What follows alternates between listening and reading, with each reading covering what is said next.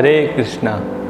तो आज हम जिस टॉपिक पे चर्चा करेंगे वो ये है कि वास्तविक खुशी को कैसे प्राप्त किया जाए। मैं उम्मीद करता हूँ कि आज का जो ये विषय है आप लोगों के लिए बहुत लाभप्रद होगा और इससे हम कुछ ना कुछ शिक्षा को प्राप्त करेंगे।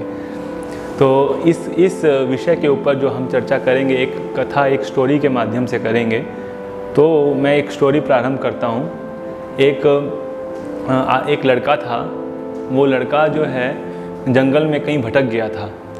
तो उसने अचानक से देखा कि उसके पीछे एक शेर है जो कि बहुत ही खूंखार है।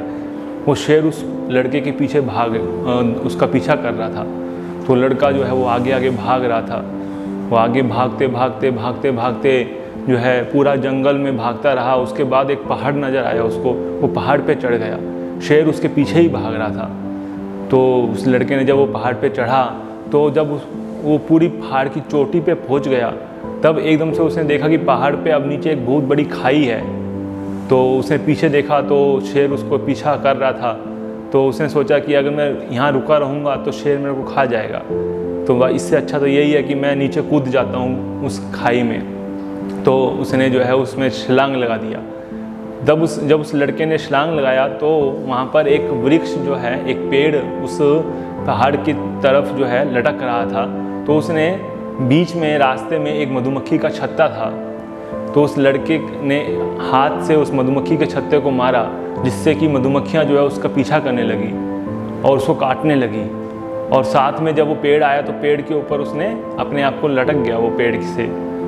और उसके बाद उसको थोड़ा सा शांति हुआ कि अब मैं शायद बच जाऊँ। लेकिन देखा तो ऊपर शेर था, उसको देख रहा है और साथ में मधुमक्खियाँ भी उसको काट रही है। लेकिन थोड़ी देर में उसको कट कट कट कट ऐसी आवाज़ आने लगी। तो उसने देखा कि वो पेड़ के ऊपर दो चूहे, एक काला और एक सफ़ेद, उस पेड़ को काट रहे थे।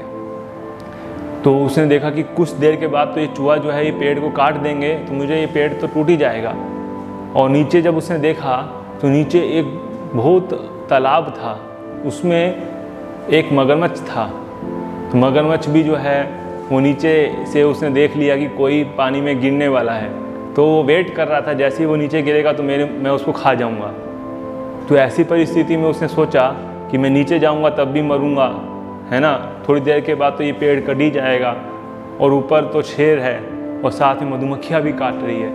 तो ऐसी परिस्थिति में उस लड़के ने जो है वहाँ से जो मधुमक्खी का छत्ता था वहाँ से एक बूंद शहद टपका जो कि उसके होंठ पे गिरा। तो उस लड़के ने वो शहद को चाटा तो उसको बड़ा ही अच्छा लगा और उसने सोचा कि अब दूसरी बूंद कब गिरेगी।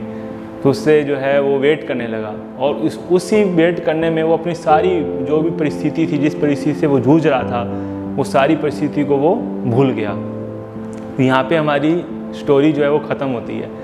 अब मैं इसको आपको एक्सप्लेन करना चाहता हूँ कि इसमें ये जो जितने भी हमने इसमें कैरेक्टर बताए ये सब किसी चीज़ को रिप्रेजेंट करते हैं।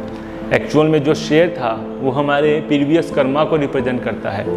हाँ, जिस तरह से शेर उस लड़के के पीछे भाग रहा था, वैसे ही हमारे पीछे हमारे पिछले जन्मों के कर्म हमारा पीछा कर रहे हैं और किसी भी क्षण हमको वो खा सकते हैं, हमें नुकसान पहुँचा सकते हैं। उसी तरह से जैसे वो एक पेड़ से लटक गया था, वो पेड़ जो है ये शरीर है। हाँ, और ये शरीर में जो दो चूहे जो इसको काट रहे थे, वो सफ़ेद और काला चूहा, वो दिन और रात है।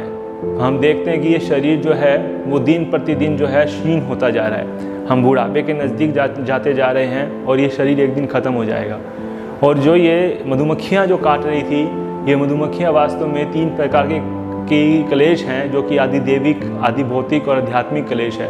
जो हमें अपने मन से क्लेश मिलता है, जो दूसरे लोगों से जो हमको क्लेश प्राप्त होता है, या प्राकृतिक विपदाएं जैसे कोरोना महामारी हम देख रहे हैं, या फिर इस प्रकार का भूकंप आना या सुनामी आना, ये सब विपदाएं हैं। तो इस प्रकार की जो क्लेश हैं वो हम कंटिन्यूसली परेशान कर रहे हैं, है ना। मन से परेशानी आ रही है, दूसरे लोगों से परेशानी आ रही है और साथ के साथ हमको प्राकृतिक विपदाओं की जैसी परेशानी हमें आ रही है। और इन सब परिस्थितियों के होते हुए और नीचे जो मगरमच्छ था वो मृत्यु का प्रतीक है कि जैसे ही ये शरीर ख़त्म होगा तो तुरंत हम मृत्यु का ग्रास बन जाएंगे, मृत्यु के मुंह में जाएंगे। तो इस परिस्थिति में इतना सब कुछ होने के बाद भी तो छोटा सा जो शहद है वो इस मटेरियल प्लेजर जिसको बोला गया है, वो सेक्स प्लेजर आप बोल दीजिए या किसी भी प्रकार का जो भौतिक सुख है ना इस संसार में, वो बहुत ही मामूली सा है, थोड़ा सा है। उसके पीछे व्यक्ति जो है दिन रात अपना जो है लगे रहता है, उसको ये लगता है कि मैं इसी से सुख, इसी से आनंद मुझे प्राप्त होगा, इससे खुशी मेरे को प्राप्त होगी। लेकिन वास्तव में शास्त्र हमें ये बताते हैं कि इस प्रकार से हमको जो है भौतिक सुख नहीं मिल सकता। जैसे भगवद गीता में भगवान श्री कृष्ण कहते हैं, यही संस्पर्श जावोगान दुख योन्य एवते आद्यंत वंतु कौंतय न तेषु रमते बुधा, कि जो इंद्रियों के स्पर्श से जो हमको सुख प्राप्त होता है, वास्तव में वो सुख जो है वो क्षणिक होता है और उसमें किसी प्रकार का आनंद हमको प्राप्त नहीं होगा, है ना। वो उसका आदि और अंत होता है। इसलिए हमको ऐसे जो बुद्धिमान मनुष्य है वो ऐसे सुख के पीछे नहीं भागता। तो वास्तविक सुख कैसे प्राप्त होगा?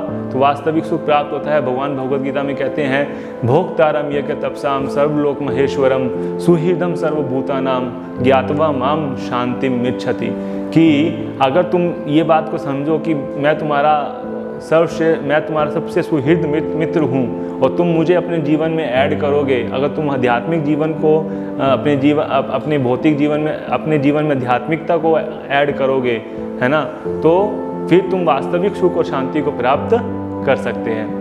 इसलिए हमको भगवान, अगर हम अपने जो दैनिक जीवन में भगवान श्री कृष्ण को अपने जीवन में ऐड करें और हम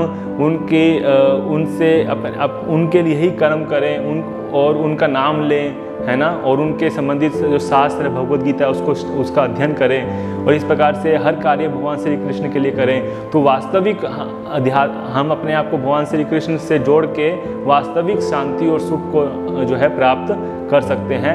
भौतिक रूप से जो सुख मिलेगा वो वास्तविक सुख नहीं है। तो इसी के साथ जो है मैं ये आपको मैंने समझाने का प्रयत्न किया। तो अगर आपको ये वीडियो अच्छा लगा हो तो आप इसको लाइक कीजिए और अधिक से अधिक लोगों तक शेयर कीजिए और हमारे चैनल को सब्सक्राइब कीजिए। हरे कृष्णा।